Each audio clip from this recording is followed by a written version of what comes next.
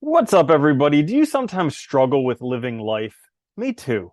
Well, today's It's episode, hard. we're talking about how to live intentionally, why living in the present looks different than when you're looking back on it, and a much longer title that Danny wanted to add to that. So, this Yes. is the Existential Stoic podcast. I'm Randy. That's Danny. What's going on, Danny? What's up, Randy? I'm a big fan of Yes, it is. descriptive Oh my titles. goodness, this is an interesting one. I think we have a lot of stuff to cover on this, living intentionally, Yeah. living in the present versus looking back. So what brought this idea about? So what I was thinking about was like, some things happened in my life.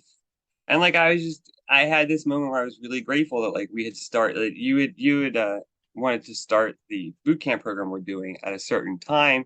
And I was kind of hesitant at that time, but I started with you because you kind of like, I wanted to start with you and all. And I'm looking back on it's like, sometimes things feel like fate or they feel like, they just fall into place nicely. And like, given how things turned out, like it really worked out well for me that I had started at that time. And so like I was just thinking about that. I thought how like funny it is that like a lot of times like in hindsight, we look back and things seem like they just fall into place because we kind of are telling the story and all. But in the moment, it's like not clear.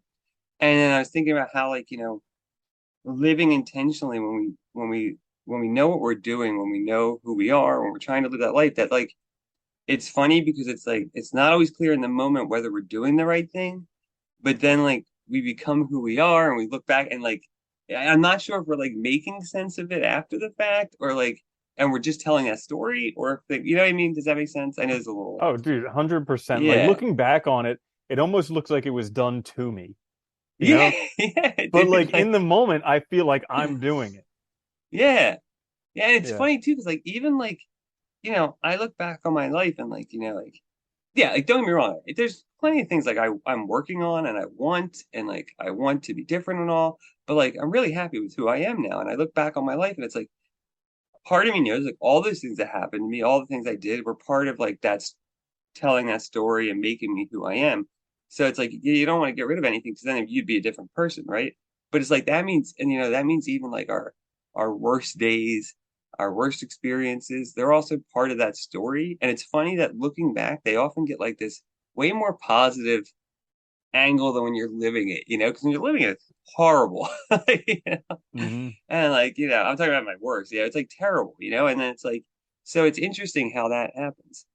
Okay, so here's something that I just thought about when you were saying that, how it always feels a lot worse. So there was this study that I heard about like championship athletes.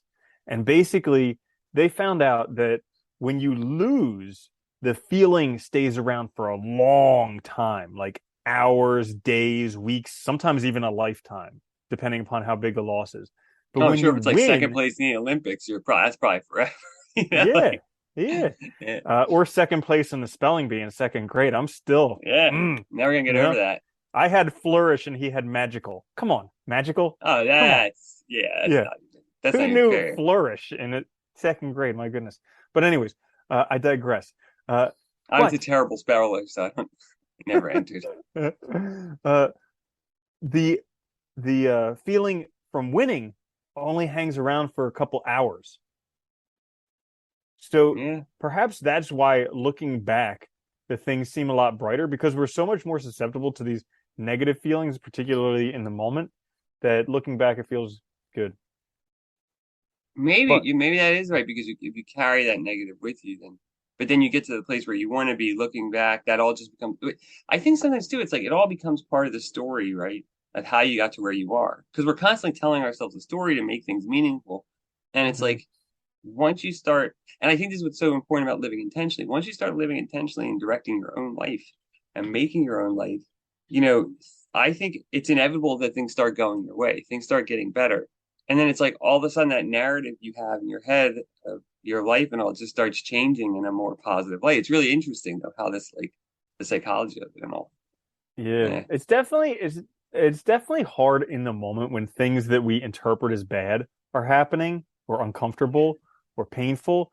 It's definitely hard in the moment to recognize that those could be positive. Because Yeah. Yeah. there's like that story of the Zen master or whatever, and he his horse runs away, and the town people are like, "Oh, what terrible luck!" And he's like, "Maybe yes, maybe no." And then the next day, the horse comes back with like seven other horses, and everybody in the town is like, "Oh, what great luck!" And he's like, "Maybe yes, maybe no." And then the following day, his son's trying to break the horses, and he ends up breaking his leg. And everybody's like, "Oh, what bad luck!" And he's like, "Maybe yes, maybe no." And the next day, the army comes to sign up people in town, and his son's got a broken leg, so he can't sign up for the army. And everybody's like, "What Yeah. great luck!" And he's like, "Ah, maybe yes, maybe no." And it's kind of like you never know if things are going to be good or if they're going to be bad. But still, in the moment, oh my gosh, I like fight so hard against things that are uncomfortable and don't feel good Oh and yeah. painful. Oh my Oh yeah. And goodness. dude, it's like, no, I think that's a great example too, because it's like, you know, whether we see things as fortune or misfortune really is just a matter of interpretation, and usually isn't something we know honestly until later, because we don't know how it's going to turn out. Like, yeah, everybody, if you ask anybody right now, like winning the lottery, that would be lucky, right? A good thing, right? A good positive thing. But then if you look at statistically after the fact, for a lot of people, it is not a good thing. It's actually a negative thing. It actually makes their life harder and worse. And so it's actually interesting that, like, things we think would be positive fortune actually end up being negative after the fact. And it really just, we don't know until later. And I think that when you're talking about, trying to live your own life, I think this is where it gets really difficult, because, like, you know, you try to make the best choices you can. You try to do things at the right time. You try to respond to the opportunities before you, but, like, at the end of the day, you don't really know. Like, if you know yourself, you can make informed decisions, hopefully, and hopefully, like, you're listening to yourself. But, like, I think that's the interesting part too, is because for so long in my life, and I know for you too, like, we weren't making those decisions for ourselves, right? So it's like, you're making all these decisions. You think you're doing something right, but in the end, you're not really. It's like, you're just going in circles, kind of. Yeah. Yeah, And like the another interesting thing to look at is when other people drive you nuts and you're like, how could they do that? Are they a freaking moron? But yeah, like then realizing, everybody's just trying to do the best they can given their current circumstances. And like trying to yeah, understand that is just such a mess to wrap my head around because, like there's just like there's these people who just stand in the middle of the doorway on their phone and they just don't get it. And I'm like, yeah. somehow I'm like, well, they're trying to do the best they can. Like clearly there was a very important message they needed to answer right there at the threshold of the doorway. So yeah. Yeah. Yeah, I know it is. It's funny. I think it can make you more, like, patient with other people. Hopefully, it is funny though too, because it's like what I think you mentioned the other day about Steve Jobs. You were saying, like, how all these things in his early childhood, like, it was almost like he couldn't not become who he became, right? Like, it was almost like impossible. And I think it's funny because a lot of times too, this is the other side of it. Like, we see the end result, but we don't see everything prior to. So, like, and the news loves to say, like, oh, this breakout, you know, person became a Overnight billionaire in a success. second. Yeah, exactly. And you don't see all the things beforehand. You don't see all the circumstances. You don't see all the opportunities they might have had, or just how, like, even if they didn't have a lot of opportunities, how they had the right ones for them at the right time.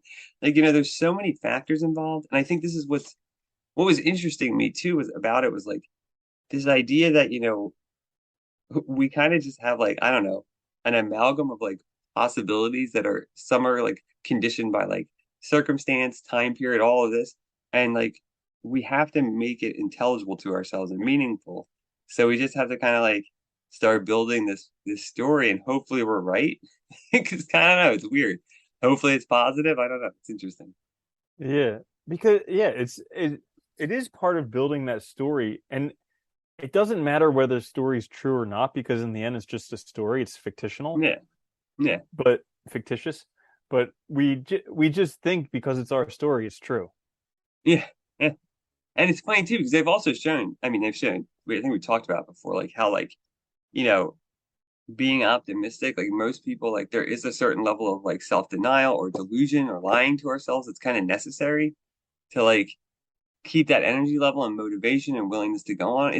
We're a really funny kind of in a funny situation, I think, and Mm. it just is interesting how, like, so often, like, I find myself where, like I was saying earlier, that experience where, like, I realize something that I'm grateful for, but after the fact. It's not during, but I realize, kind of, because it's like things seem to fall into place. Or maybe said, just because I started then, I had more opportunities now. It's like, and I'm just looking at it from in a from the wrong angle. I don't know. It's hard Well, to it's say. I heard this thing about optimism the other day in his book Goodbye Things, a really good book on minimalism. Uh, and it was like equating the minimalism with owing to happiness, just because we're so overwhelmed with possessions, we can't, our brain's overloaded and we can't even Oh focus yeah. on being happy anymore. But the thing that it was talking about was it took a look at like happiness and contentment in people, and 50% was genetic. So like they took twins who lived in completely different circumstances, and they Oh, they always had like a pretty good correlation in terms of general happiness. So like there is some okay. genetic component to it, but it's only 50%. And then what everybody thinks is important, the circumstances, so getting rich, getting the ideal partner, having the ideal house, the car, the watch, all that stuff only accounts for 10%. The Makes other sense. Yeah. largest part, the 40%, is actually our mindset and our habits. Yeah. Like that's the thing that really accounts for most of our happiness. The only part that we can actually have any real impact on, and it's what people don't even look at. Yeah. It's funny because I, in my own experience, I found that like, I find that like the, as you have like better habits, better routines, you're also every day you're more active kind of working for yourself, working towards what you want because those habits are something you're building intentionally, right? So it's something you want and you kind of have more control. So you have a little bit more leverage when things go bad or when you're having a bad day to kind of keep yourself going in the right direction, I think. And it just, yeah, it's way more beneficial for us for our happiness, I think. It's Mm-hmm. really interesting. It's funny you mentioned that about like, people think like most people think like it's getting this stuff, right? There was this commercial I saw the other day. I think it was for like State Farm or something about like how like you can tailor your insurance. You can get as cheap as you need it. And the commercial starts with this guy like crying, saying goodbye to his delivery guy. He's like, I can't order any more stuff. I don't have enough money. And the State Farm agent's like, that's okay. You can just adjust your policy. You don't have to say. I'm like, so what? You just keep like obsessively buying shit online. Yeah. But I think that's the problem. Like, yeah, I mean, I remember times in my past where like I was like depressed and like, you do the consumerist thing is go spend money, right? Because it's like it's not making you happy, it's just distracting you. Half the time, Mm-hmm. like I remember like, when I look back, the stuff I bought at those times, I didn't even really want. It's just like it's stuff you forget about instantly. Mm-hmm. And it's like the more I focus on how I want my life to go, the more I focus on my mindset and stuff, the less I even find myself wanting any new stuff. You know what I mean? Like it's kind of funny how the more you focus on your mental happy state of being, your life, your goals, the less that stuff becomes important. Unless it's necessary for something you're doing. But other than that, like it just doesn't matter. Yeah. So in this book, Goodbye Things, I found it to be like a very, very good book. So I would recommend it for anybody looking for a good book out there. It's short, easy read, a few hours, but it's I found it very I impactful. was hoping it wouldn't be long if it's on minimalism. Yeah, right. It's like 1,000 It was pages. 4 volumes. That'd That's good. be really funny. Uh, yeah. So one thing that he said was like most of us focus on getting happiness by multiplying the items that we have, thinking that then if we pay the same attention to multiple items, we'll be happier. But he says that actually you could pay twice as much attention to less items and get the same amount of happiness. Yeah. And it's just like I've seen that at times in my life when I have gotten rid of a lot of stuff, and oftentimes that's been when I've traveled and I had to just like when Yeah. one time when my brother and I moved to Florida, we sold everything we owned and just took what we could put in a car and then drove down to Florida and like Mm. started over. But it was cool because we got rid of all this junk we were holding on to forever. And then when we got to Florida, all we had was stuff that we really liked. Okay, you need it. Yeah. Yeah. Yeah. Dude, it's funny. I did that. It's funny you mentioned that because I remember when I went to, not an undergrad, but when I went to grad school, like I went out there with a bunch of stuff. And then when I had to leave, it was 2 years later, I was like, I don't want to bring all this crap back. When I'm driving back, I don't want to bring all this crap. I want all fit. So I just went through and started, gave stuff away, got rid of stuff. And I came back and then after that, like each year, because I moved every year for a few years, I just started getting rid of more and more crap because it's just Yeah. easier. Like but we don't realize it. Like as soon as we're like in a place for a while, we just accumulate junk that we don't need. Like, and it's just yeah, it gets overwhelming. It does. Hmm. Well, it's like, okay, so it's like the topic of this episode, living intentionally. He talks about how most of us don't have the habit of minimalist living.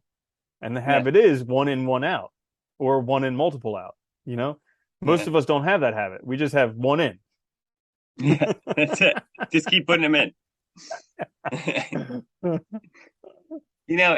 Well, it's funny you mentioned that too, because the thing I was thinking about, like, I've noticed I think as you start taking more direct control over your life and your choices, you start realizing, like, we talk about every choice is a choice not to do something too. And I think for myself, what I've noticed is like I have a lot of hobbies and stuff, but like because I don't buy a lot of extraneous stuff, I can get what I want for the things that really matter. Like so, like just to give you a good example, um, like getting like I don't know, making sure I have a camera or something so I can do that because that really does matter to me. But not buying a bunch of clothes because that doesn't really matter to me. You know what I mean? Like so, kind of making these decisions so we can live the life we want to live. And I think most of us struggle with that because we're never taught it. And our society really emphasizes just buying junk all the time, having subscription services to everything. And it's like, are you really using all of them? It's like, I mean, how many apps are there that help people just go through their bills and find subscriptions that they're not using? It's insane. Like, ends Hmm. up being a lot of money and stuff. So yeah. Yeah, I mean that's a great point. Is figuring out what stuff is important to you because the narrative is well, I don't know about being a girl, but I know being a guy, the narrative is, you're supposed to get a car and you're supposed to get a house and you're supposed to do all this stuff and then you're supposed to go out and party with your friends and do all of it. And it's just like, yeah, but what if that's not you? Like I was victim to Mhm. that forever. And we talked about this all the time. How like when I was a kid, I knew what I wanted to do and I just did it. I played Dungeons and Yeah. Dragons, I painted Yeah. little miniatures, and I read fantasy books. Like that's what I did as a kid. Yeah. And then I bought into this whole like you need to lift weights, you need to like cars, you need to do all this stuff. And I spent probably 10 years or more trying to do that stuff and just getting further and further off track Yeah. And I until did. Well, I eventually think just that's the came other. back. Yeah. Oh no, I was gonna say it's a really good example too. I think of like not asking yourself the questions or not listening to yourself, right? And letting others, letting expectations, letting all that weigh on you. And I think that's where we get into that situation where even when we look back, we're unhappy because we weren't making decisions. So when we try to explain it to ourselves, it's like we have to pull on other people's ideas and their values rather than our own. I guess that's maybe what I guess that's maybe what it is, right? When we live intentionally and we look back, everything seems to fall into place. Even those times in our life when we weren't being authentic or weren't being ourselves, because that we see that now as a stage to get to where we were. Like for instance, like I know in my case, and I'm Mm-hmm. pretty sure for you too, as far as I know, I may know you fairly well. Even though you like for instance, even though you went to vet school and you did all that stuff, you didn't really want to do it. In hindsight, you're doing what you want to now, and so I'm sure when you look back, you see that just as part of your story now, Mm-hmm. right? I mean, because it is like there's no getting around it. So you tell it to yourself probably in a positive way, but it's easier to tell a positive story about the past when we're doing what we want to do now. You know what I mean? When Yeah. you're living how you want to now, and I think that's kind of what I think about. Was so interesting is like so many people, and I see it so readily at college in college students because you don't know what the hell you're doing in college, and most of them are kind of being directed by things not beyond their own thoughts and own reasons, and it's like you just want to like shake them and be like, dude, don't do this then. Like think first and then do, because like if you don't make this choice yourself, like you're just going to be like so many other people. You're going to be working at 30 and be miserable, not know why, think you've done everything right, and then have to totally reassess your life. Dude, I was going for a walk today and I was thinking, I was like, man, I wasted so much time when I was younger. Like so much time. I remember I remember back in I think it was high school, like learning algebra, geometry, pre-calculus, and calculus. And I specifically remember like algebra did phenomenal on. Geometry did phenomenal on till about two-thirds of the way through the year. And then I started getting mocked because I was doing too well. So I was like, I want to be cool. So I'll just not care. Yeah. So then I just like that, my whole attitude towards education at that point changed where I was just like, I'll just do, I won't do as well because then I'll be cool. And I was like, man, I wasted so much time because I was so good at this stuff. And I Yeah, just like lost that whole opportunity just to be cool for some people who are probably working at the manager of freaking Burger King right now. You know? yeah. Isn't that funny though, how like that happens? Like, people, and I think that's the worst time too, is like when we're in high school and stuff, because we're so sensitive to peer pressure, to cliques, to wanting to fit in, because you don't even know yourself yet, and you desperately want to be part of, whatever it is, and I think it is really hard. And it's a shame. I think that's another thing we don't teach our kids finances, and we don't teach them how to think for themselves. It's like it's really unfortunate that we do that, because I think it's stuff you have to figure out later in life. And if you do, I think that's why so many people, America is like the number one country for self-help stuff. And I think it's because, you know, so many people realize later that they're like, this isn't what I want, And I mean, like, Because we yeah, have nobody teaching us about it. Like there's no nuclear no, family. There's nothing no. anymore. And even if there is a nuclear family, we don't talk about that stuff because it's just Yeah. like, whoa. Yeah. Wait, well, I think we might have mentioned it a while ago, but it's funny too, because like, there's also so many options and possibilities now. So many choices. Like before, you might have lived in a town that was going to be your place of birth and death, and your options, what your life path was probably pretty narrow. You might have some people that went way off the rails and went and did something really unique, but most people wouldn't have. And now I think it's like there's so much like potential possibility out there, so many different ways you can go, and it's like it makes it even it's like overwhelming. Dude, it's the paradox of choice. It's hard to make a choice because you just have buyer's remorse as soon as you do. Happens to me all the freaking time. Yeah, Like that book, The Paradox of Choice. I think it was in that where they did the study where if you give people 6 choices of tomato sauce, they're more likely to buy than if you give them 40 choices. Because you give them yeah, 40 choices and they're just overwhelmed and they're like, forget it. I don't even want to do this anymore. And that's the way yeah. we all get in life because there's so many freaking choices. We're just like, forget it. I don't have the energy. Dude, I remember going to this one grocery store, and like literally the tomato sauce. I was like, when did they make so many freaking like artesian brands and all? There was like a million types. I was like, hell, Dude, it's what do you literally do? one whole aisle. There's like Yeah. you go one side is all the pastas and the other side is all the tomato sauces, and it's just like, oh my goodness. Dude, I thought your job was to curate this little for me. So I'm thinking about, yeah, it is funny though. It's overwhelming. Well, they always say that too. Like, I think it was Barack Obama. They said like when he got to the presidency, he got rid of all of his suits except for 2 colors, because it just didn't have to think about that in the morning. You just grab a Yeah. suit, put it on, you're done. You know? I even think it's responsible for a lot of divorces because people, even if they may not Mm. have the option, they think they have the option because they're like, oh, I could just download Tinder or I could, do this on eHarmony or, they see all these Yeah, people. Whereas back in the day, like you were talking about, you live in a small village. There's like 1 or 2 available girls your age. That's it. yeah, You better yeah, get one of them or yeah. else You're lucky. you're gonna be all by yourself. Yeah. What's funny too? I read a study that said that like they think like 60% of people back then were actually single because there just wasn't enough people to facilitate, like especially like in towns and stuff, like maybe cities and stuff. But there wasn't enough people the same age to facilitate, you That's so know. crazy. Isn't it funny? Yeah, it's interesting because we Yeah. always think back, like we always read stories and stuff, so we think of like everybody's being together and blah, but like it wasn't the case. It's kind of interesting. Hmm. Yeah, it is really funny, man. It's like this you have these overwhelming choices. It's like it's very hard to like, and there's also too that fear of like, even when you think you really like something, do you even know yourself enough to know that it's actually accurate, right? That fear that like maybe I made the wrong choice or blah blah blah, even if it's something you're kind of passionate about. And I think this is problematic too, because like you were saying that the thing you said about divorces too actually made me think of this, which is, you know, do we stick with things long enough as well to really get a good gauge? Because I was thinking like just learning something. I'll use programming because we're doing that now. You know, everything's exciting at first. It always is. And whether you stay excited, I think, it is a good indicator of whether you're really interested in it. But there's always going to be hard times. And it's very easy to abandon things as soon as they get difficult and find the next fun thing. But you never really give yourself a chance to find out if you really are good at it. You never give you a chance really to become an expert. And you never really give yourself a chance to know if it really was right for you when you do that. And that's hard though, because it's also like, well, am I wasting time? And you get all, it's all these competing things.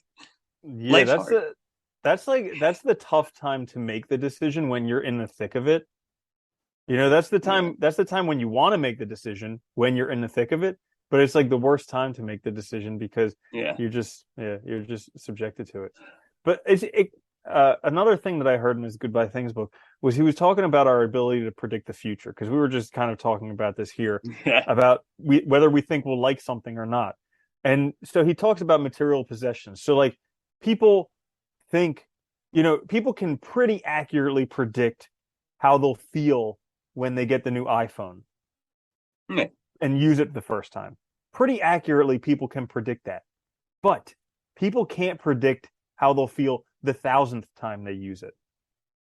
And That year because, later, like, yeah, yeah. And because of that, we get stuck in this cycle of always wanting more, something new, something different, instead of actually focusing on what we well, have. that's what's funny too. You look at like phone companies where they put out a new phone basically every 6 months because they know that. And it's funny to watch these people like continuously upgrade because it's like when you upgrade on that schedule, I mean, your increases are so marginal. And I Yeah. see it so often where people are super excited when they first get it, and then the next day they're like, "I hate this thing." It's like, My phone's got eh. 17 cameras. It's like Dude, I know they're getting so the back's just all cameras now. It's really it's funny. gonna look like a spider's eyes like blown up. It is getting Yeah. that way. It's ridiculous. Yeah. I don't know. Yeah, it's interesting though because it's like yeah, I don't know. It's very interesting because I think one of the things that's helped me, and we talked about this before, with like we both love technology and like how we listen to ourselves. That's probably the direction we would have gone more, And I think it's something that's a lot of people don't do is listen to themselves. And I think it's like I find it more and more like I'm surprised at like how the things I do line up with like my core interests and stuff, even from when I was little. You know what I mean? Like, and that's a good indicator that you're doing the right thing. Like Mm. that, Yeah. if like deep down you just like enjoy it for whatever reason. I can't even explain it sometimes. I just like, it just interests me, and it's like that's fine. Yeah. But yeah, I think that's Yeah. hard to do. Hmm. Yeah, I just noticed this past week I was speaking pretty passionately about computers and stuff like that. Like somebody was asking me about it. They're like, "Aren't you bored of that stuff?" And I was like, "No, like this is Yeah, incredible. It's literally limitless. Like just the yeah, amount of stuff, it's yeah, limitless. You could just go forever and down any yeah, rabbit hole you want." yeah. And it's Yeah. super creative, and you're building things, and it's awesome. I love it. Yeah, Yeah. it's just funny. Like but I think this is the hard thing. I think for that like for that healthy narrative and for us to look back and interpret things in that positive light, we have to live intentionally, which means we also have to listen to ourselves, which means we also have to give ourselves time to actually think and reflect and like get to know ourselves and like cut out the noise. And I mean, this is like it's almost like the world's against us. Like Yeah. society is actively working against us becoming ourselves. It's very Oh, interesting. sure. Yeah. Yeah, so here's something that I've been struggling with recently, talking about living intentionally, is like in trying so how do I put this? In trying to like intentionally do the things that I want to do, I also have to say no to a lot of stuff. And it's never a perfect balance because like sometimes I'll have way too much to do and sometimes I'll have nothing to do. And I have a very hard time doing nothing because of all this momentum that I've built up and like I have a hard time You sitting don't want to still. lose it. Yeah. And when these times come when there's just like not enough to fill my day or not enough to fill my like I don't even know if it's contentment or what it is, just like when you're so busy doing stuff you don't even think if your life is Yeah. okay, you're just like so busy doing it. Like Yeah. when that's not happening and all of a sudden it's like there's a little bit of emptiness, what creeps in is this like, oh, I don't know if I'll be able to handle this in the future. Like, I don't know if I'll be able to do it in the future. And it's Yeah, just, dude, of course. and, and then like, Uh, and then around that, there's like this shame. I'm embarrassed that like, how could I be a man and not be able to handle my future? And it's just like this whole like complex that just happens around this stuff just because I don't have that much stuff filling my time. yeah. Well, it's funny. Okay, so first of all, I don't know, that final thought, I don't know about that. I never associated being a man with that, but that's okay. But the one about no, the idea of like, will I be able to do this in the future? It's funny because I find myself like I'll use the example of like just learning stuff because it's easier that way, but like with the programming stuff, like Like I was feeling really good about something the other day, and then I was looking at this other book, and I was like, oh my God, there's so much more to like, no, I can never do, like the thought just creeped in, like I can never do this. And like, but then like I stopped myself and I was like, okay, one, I totally can. I just need more time. And two, I really enjoy it. So why would I stop anyway? Who cares if I don't know everything? And in 2 years, I don't even know if this thing that I'm learning right now is going to be the thing that I focus on. It might be something else. But I think that thought naturally like kind of creeps in because it's the fear of the unknown. And we talk about all like we don't know what's going to happen in the future. And like you said, every choice you're always making decisions about, it always means you're choosing not to do stuff. I've thought about that a lot too, dude, because like, this whole boot camp and stuff, I've made a lot of decisions not to go see people and stuff because I haven't had time. And like you have to make that trade-off. And it's like, so there's always that fear in the back of your mind, like, is this right? Because if it's not, but I think that's where you have to just really double down with yourself, ask yourself and like recommit to it. Yeah. And here's the irony of it all, the kicker that I kind of got yesterday when I was writing in the morning is that so like I have this fear that I'm not going to be able to handle whatever comes in the future. And it You'll be comes fine. up, yeah, Yeah, yeah. yeah, I know, but like that's what comes up and it's like yeah, when it comes up it's crippling. And yeah, so I have this fear that I won't be able to handle it, even though, I've handled everything that come up. But yeah, so like what I really want is security, the yeah, security to know that I'll be able to handle whatever comes up in the future. Go figure what I'm studying right now, cyber security. yeah. You want to be secure. I That know, is right? funny. You know what I think it is that too, because it's funny. Like I think school kind of drills that into us because you're like always afraid of failing, always afraid of not being good enough. And even if you are good enough, are you the top? Are you, it's like all these stupid measurements that don't even matter in the real Hmm. world, but it's hard to shake it. It stays with you, dude. It really does. Oh Like I yeah, think you that's could get part the of it. best job ever, and it's like, yeah, but you're not at Google or Facebook or whatever. And it's Yeah. like, yeah, but who cares? Yeah. Who gives a shit? Yeah, and the other side of it, I think too, is like that's where like the I really have noticed, at least for me personally, that's where like the habits and their routines have been really helpful because they give you that like I've noticed that like for me like um it gives you that extra level of normality and comfort with certain things so that even when things seem to go awry, you have control over your day. You know what you need to do still. You know what I mean? Like it's easier to just get it done and to get through that day, even when it's a bad day. And at least when I have those feelings, like I said, like I think one of the things I do is I remind myself how much I like it. I kind of like take a step back and try to remind myself that like, I really like it. Other people do it, I can do it. There's been no sign in the stars that I'll fail as of yet. You know what I mean? So like, you might as well keep trying. And I think that's been helpful. I mean, those thoughts still come up. It's not like it's a cure all or anything, but I think that's just natural. It is funny though how we question ourselves like that, and then like worry about it. And it's kind of stupid too, right? I mean, you are a doctor, inventor, you passed school no problem before, so there's clearly no indication that you can. I mean, there's a clear And indication that you can learn things. It's not like and the funny thing is, like, I've sat down and I've been like, worst case scenario. Like, let's suppose I lose everything, I go insanely in debt, I end up in jail, I have every disease under the book.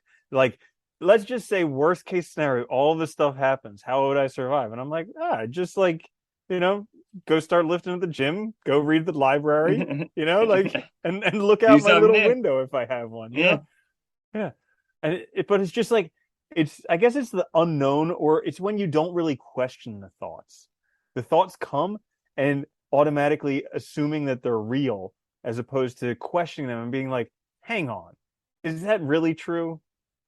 No, that's a good point. Because I think, in meditation, right, you're supposed to let the thoughts go. Because, that's one of our biggest problems is we attach to them as if they're real, right? So like that feeling of fear, that feeling of not being good enough, we immediately grab it and we make it into something big, right? By focusing on it and paying attention to it. So letting go is one tactic. Another tactic is, like you said, questioning. Like, is this actually the case? Or is this just like my inner fears, my inner insecurities, my inner, because we all have them. I mean, it's okay to admit that. I don't think there's anything wrong with that. I know I do. Like, I have plenty of things I'm afraid of. And like, but when you know that, it's easier to get through them, I think, too, because you can just remind yourself to sit with it or just to ask those questions. Yeah, I think it's going. Mm-hmm. So let's see, living intentionally in the present moment versus looking at it in the rearview mirror. Anything else you want to touch on? I think that it's funny. I just think it's just like it's funny how difficult it is sometimes to live and like how hard things are. But I guess the biggest thing I want to stress is like, but when you start doing things for the right reasons, I think that that narrative naturally falls into place, and things in the past start looking better because you're now doing your own thing. You know what I mean? Like it just naturally kind of falls into place, and just things keep getting like I've noticed that myself. As soon as you start taking control, things just keep getting better. And it's like even though there's hard times, even though there's difficulties, even though there's like they just keep progressively getting better. It's really interesting. Yeah. I think I forget who this quote was from. It's from but it was something along the lines of if you do what you have to do when you have to do it, there will come a time when you can do what you want to do when you want to do it. And That's interesting saying, yeah. yeah, I definitely felt that because there was a long time when I had to do what I had to do being a veterinarian. Even though it wasn't for Hmm. me, even though whatever, I had to dig myself out of student debt and like work on all that stuff so that I could then go on to do what I actually wanted to do. But that's taking responsibility. That's recognizing what you want. And it's also just being honest with yourself. Okay, so yeah, I don't want to do this, but it's a means to an end right now, and it's a way out too. Because it was a way Mm, out. It enabled you to get out from under the burden and then have the freedom to do what you want. So in the end, it ended up being a good thing in a way. I mean, it caused your debt, but it also was the way out. yeah, right. That's funny. Yeah. Uh, Yeah. So I guess in a nutshell, that is living intentionally and why think for things always look yourself. better in the rearview mirror. Yeah. Yeah.